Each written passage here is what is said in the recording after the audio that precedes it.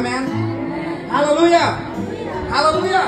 जब मिस्र देशबाट इजरायलीहरू भागेर आयो नि, उनीहरूको अगाडि समुद्र थियो, उनीहरूको पछाडिको बाटोमा नि मिस्रीहरू थियो।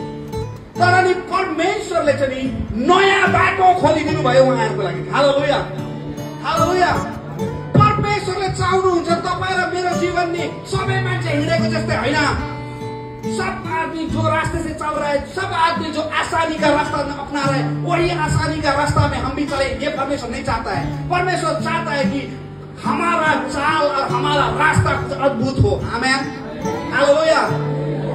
तपाईँ र म अगर चाहन्छौँ कि परमेश्वर अद्भुत रीतिले चल्छु भनेर नि परमेश्वर तपाईँ र मलाई अद्भुत रीतिले चलाउनुहुन्छ। हालेलुया। तर तपाईँ र म सामान्य देशको बिलिभर, म चर्च जान्छु, मैले उद्धार पाएको व्यक्ति हो, बस प्रार्थना गर्ने काम हो, मेरो सेवा गर्ने काम हो, भनेर नि तपाईँ त्यति नै हो तपाईँको जीवनको महिमा। तर अगर तपाईँले